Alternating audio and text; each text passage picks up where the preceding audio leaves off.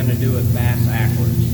We're going to put the pinstripe first. This makes it so much easier because you're actually using the tape as the width of the stripe. In this case, it'd be 1/8 inch wide.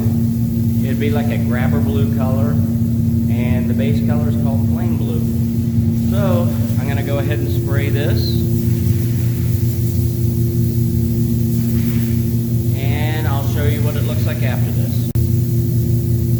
Okay, I'm back, and as you can see, I've sprayed where the pinstripes are going to be in the grabber blue color.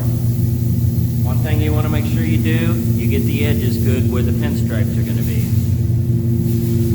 On the outer fairings, on the Harleys, the Batwing style, you see the very edge of it. So you want to make sure that's good and glossy and the pinstripes roll around the edges. So we'll move on to the next step, but I just wanted to show you what it looks like with just the grabber blue color on here. And the next step, I'll show you how to put the pinstripe on. Okay, we're back in the booth here. What I wanted to show you, I do have the 1/8 inch stripes laid out. It's basically 1/8 inch fineline tape. It's made by a company called FBS. What I wanted to show you here is this guide tape that I had. I put this right down the center using this hole, moved it towards the center of the fairing, and I use that for a guide for my second stripe here, for the upper stripe. And you also notice I rolled the tape over nice and neat.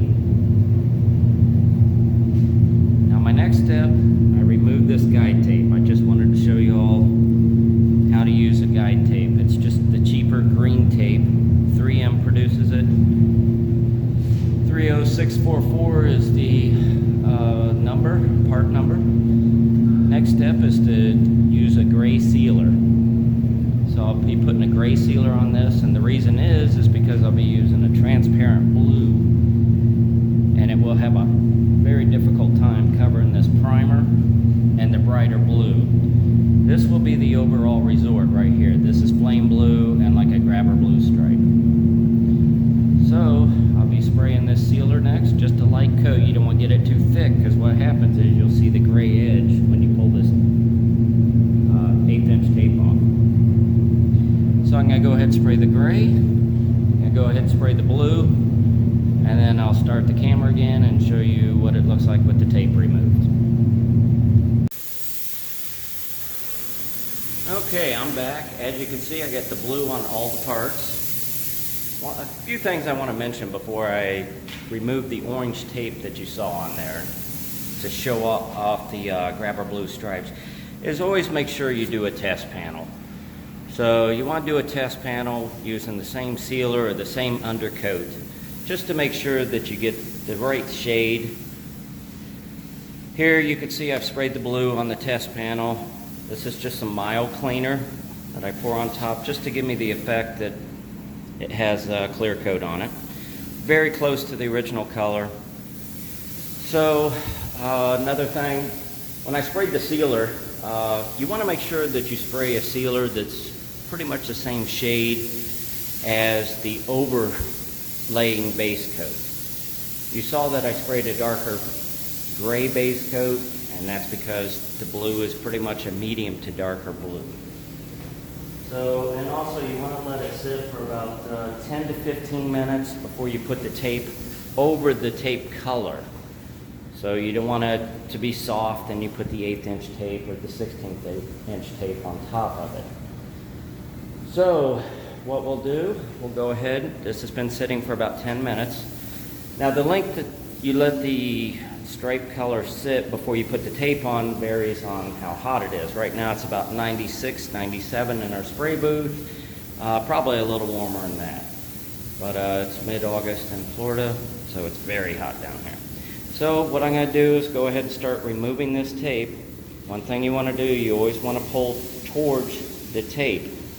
This will cut any overlaying tape, any paint that's laying on top of the orange paint or orange tape.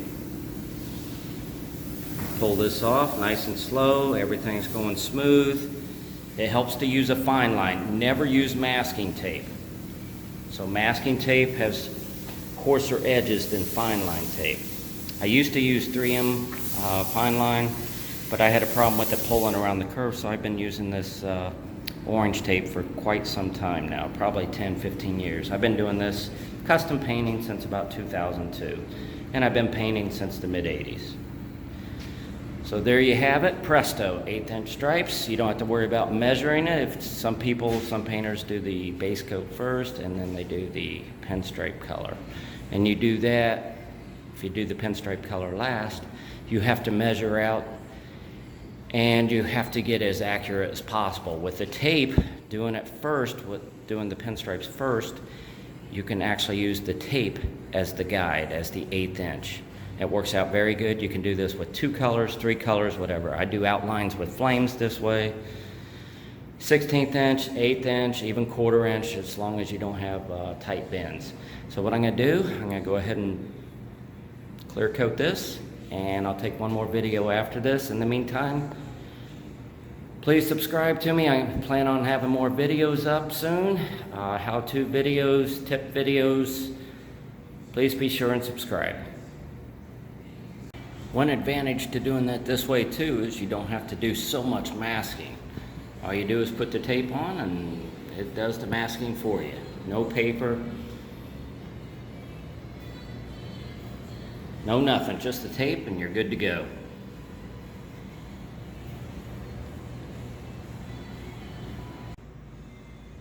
Okay, here we are about 20 minutes later. It's all cleared. 3 coats of clear. I use medallion clear on most of my paint jobs. So very little wet sand buffing on it. Again, on these bat wing fairings, make sure that you get the edges very good. So, because they do overlap the inner fairing. You do see that. So it came out very nice. Again, be sure and subscribe to my channel. I do have more coming videos, tips and how-tos. You can do this same procedure, like I said, on flame jobs, 2-tone pinstripe fenders. I plan on doing one on a 2-tone pinstripe fender. It's a little more involved in this, but this is your basic idea. So, appreciate you watching, and we'll have more videos soon. Thank you.